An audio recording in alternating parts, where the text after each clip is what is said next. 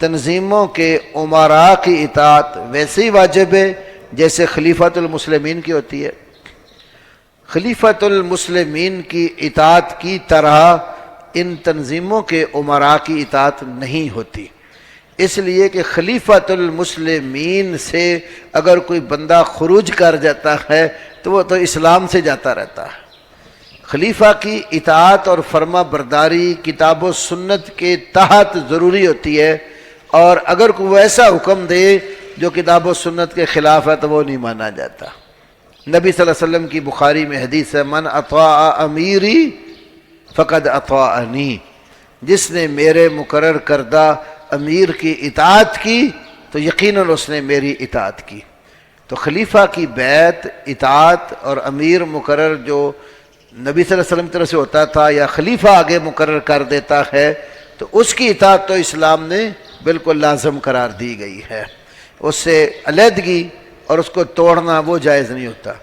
البتہ جب خلافت اسلامی نہ رہی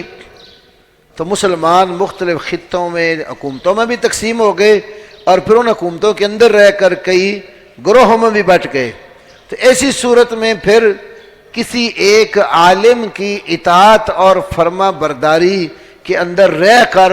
اپنے آپ کو کتاب و سنت کا پابند بنانا اس کے جواز کی صورت ہے۔ وہ اس طرح ہے کہ یہ جو رسول اللہ صلی اللہ علیہ وسلم کی جماعت کے حوالے سے کئی ایک احادیث مروی ہیں، تو جماعت کے کئی معنی ہیں۔ ایک معنی جماعت کا خلیفۃ المسلمین اور اس کی جماعت، یعنی سارے مسلمانوں کا اکٹھ، اس کو اجماع سے بھی کئی علماء نے تعبیر کیا ہے، پوری امت کا اتفاق، وہ جماعت ہے اور خلیفہ ان کا امام ہے۔ دوسری صورت، دوسرا جو جماعت کا تصور ہے وہ نماز با جماعت کا، مسلمان جہاں کہیں بھی دو آدمی یا دو سے زیادہ ہوں تو وہ ایک امام بن جائے، باقی اس کے ساتھ جماعت ہوتی ہے۔ تیسرا جماعت کا معنی ہے کہ کسی ایک عالم کی اطاعت میں اللہ تعالیٰ کے دین کے لیے کھڑا ہو جانا، خود وہ اپنے آپ کو اگر امیر بنا لیتا ہے اس کی اطاعت، اس کا بھی جس وقت خلیفۃ المسلمین نہ ہو یا کوئی مسلمانوں کا امیر نہ ہو تو ایک بندہ اپنے آپ کو امیر بنا لیتا ہے، زبردستی خواہ وہ بن گیا ہے، تو اس کی مطابقت میں اللہ کے دین پر چلنے والے ہو جائے تو یہ بھی جائز ہے۔ نبی علیہ السلام نے ایک جنگ میں کچھ صحابہ کو بھیجا، فرمایا پہلے جھنڈا فلانا صاحب بھی، پھر فلانا پکڑے گا، 3 کا نام لیا، چوتھا ذکر نہیں کیا۔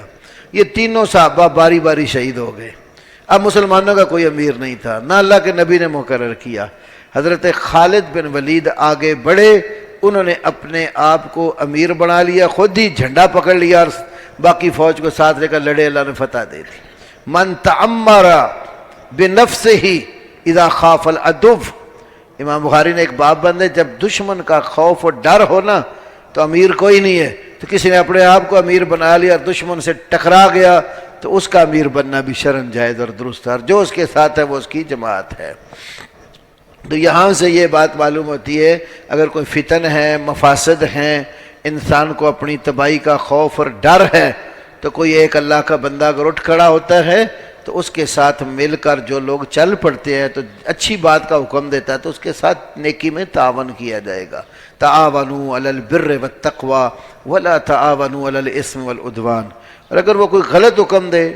وہ بالکل نہیں مانا جاتا، کوئی خلیفہ بھی غلط حکم دے تو وہ بھی نہیں مانا جاتا، کیونکہ نبی علیہ السلام نے فرمایا انما الطاعۃ فی المعروف، اطاعت نیکی کے کام میں ہوتی ہے۔ تو عام امارات جو ہیں تنظیموں کے، ان کی اطاعت کا وہ حکم نہیں ہے جو حکم خلیفۃ المسلمین کا ہوتا ہے، کیونکہ خلیفۃ المسلمین کی جماعت سے نکلنا اپنے آپ کو ارتداد کی طرف لے جانا ہوتا ہے اور مسلمانوں کی اجتماعیت کو توڑنا ہوتا ہے۔ اور جہاں خلیفہ نہ ہو تو نیکی کا کام کرنے کے لیے کوئی نظم بن جاتا ہے تو اس کے اندر رہ کر جو چلا رہا ہوتا ہے وہ اچھی بات میں اس کا ساتھ دینا یہ شرعاً جائز ہے۔